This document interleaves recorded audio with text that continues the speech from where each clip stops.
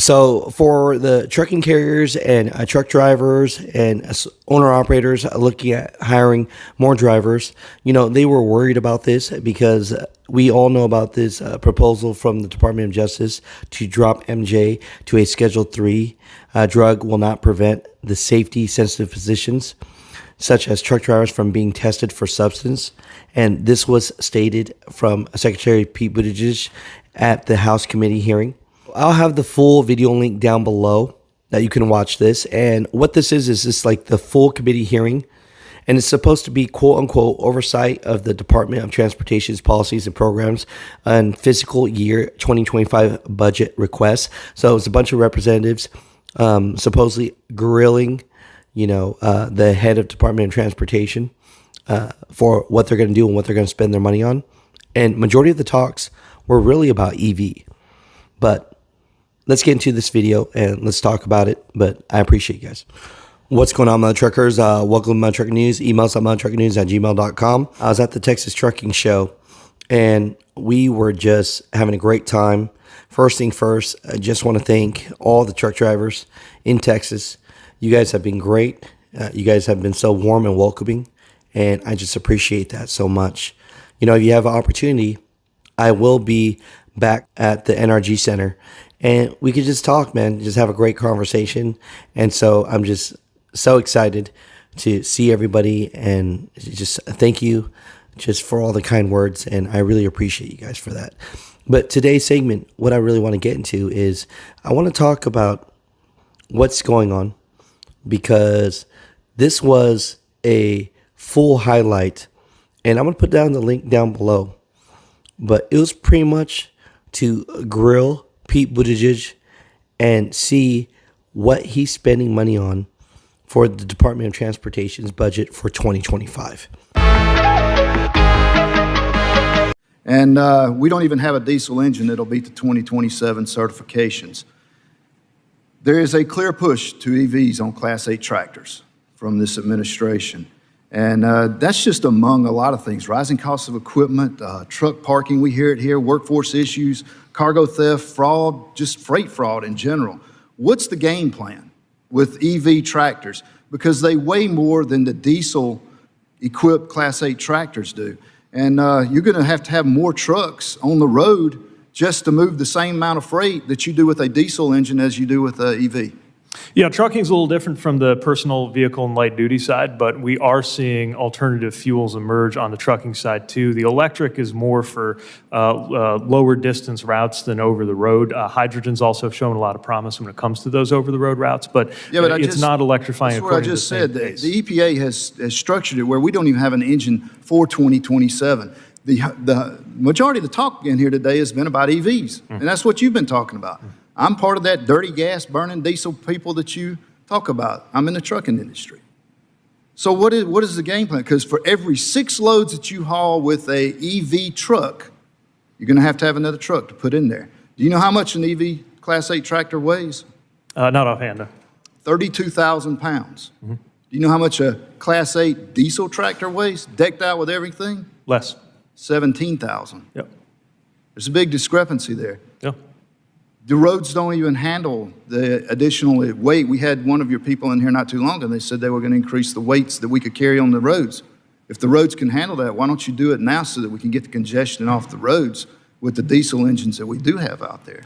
Well, we're certainly working on developing solutions for pavement durability to make sure as they come under increased pressure, whether it's from traffic, weather, or anything else, that they last longer than they used to. I don't think you have a solution EV-wise, really, in reality. I would certainly say the development of the technology on the trucking side is less advanced and I think less likely to lend itself to a single technology than on the light duty side. In the rural areas of this nation rely on the delivery of those trucks. We have also seen an increase in the amount of women that are now driving, thank heaven.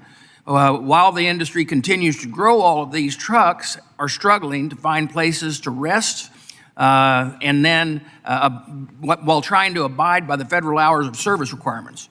My legislation, the Truck Park Safety Improvement Act, addresses a shortfall on the truck parking to allow safe places for our drivers to take a break from the long road without fearing of accidents, assaults, or robberies. Now I'm asking about, and I asked about this topic last year and was told that the administration was working on the truck parking, and I was upset to see the budget request did not include anything regarding truck parking.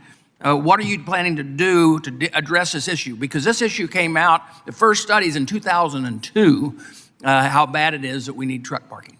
Well, first of all, let me applaud your attention to the issue of truck parking and make clear that we are applying not just words, but dollars and cents to this issue.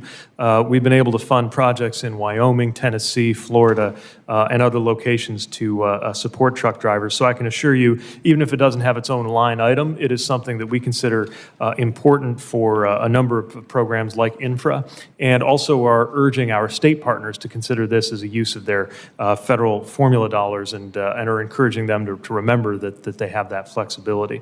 I spent some time just last week with truck drivers, including a number of women truck drivers who were pleased to see coming into that career. It remains as vital a career as ever, and we've got to make sure that we're supporting the drivers we count on in every way. We're taking a number of measures, including dealing with predatory leasing and towing, and encouraging veterans to get their costs paid for training, but certainly agree with you that parking is probably the number one issue we hear when we talk to drivers, and we're working on it. If we can shift gears on my next question, the Attorney General is initiating a rulemaking, I think this was brought up by Representative Crawford earlier in the day, to change marijuana from a Schedule I to a Schedule III Controlled Substance Act.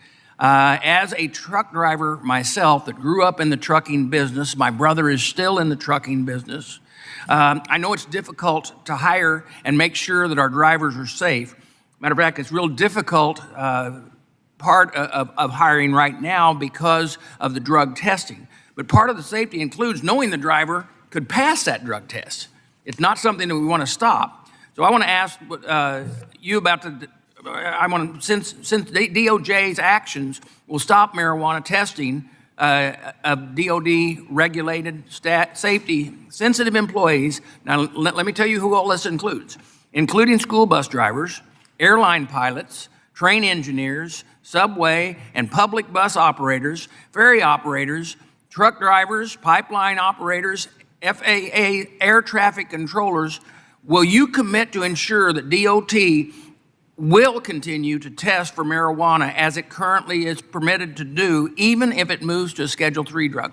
Yes, our commitment to that testing continues regardless of the schedule, and we believe our authorities are intact too, because they don't call for testing by reference to where marijuana sits in its classification, but rather it's specifically named. So whether we're talking about the regulated community, those drivers you were talking about, or whether we're talking about our own personnel, somebody with a security clearance or somebody in a tower, our understanding is at this time is that nothing about that reclassification would change our practices. Then here's the problem. Well, just so you know, 1980s is when DOT did the result and resulted in the program that the accidents were caused by people using marijuana and the problems that occurred. If we don't stay with that program, and the thing that's difficult about that is right now when we have a driver shortage, you can have a beer on Sunday and you're not impaired to drive on Monday. Now you can smoke a joint on Friday. You may not be impaired, but it's going to show up in that test, and it'll show up for 30 days. Something's got to be figured out as far as that's concerned if we're going to continue down this path, because it makes it very difficult as a truck owner and a business owner to find the employees that aren't spending their time smoking dope in their parents' basement and are more concerned about having a job. And we've got to figure this out, and I hope that you'll continue to work on that to make sure that not only it's safe, but that we can also have drivers and figure out how we're going to do this if we're going to continue down this path.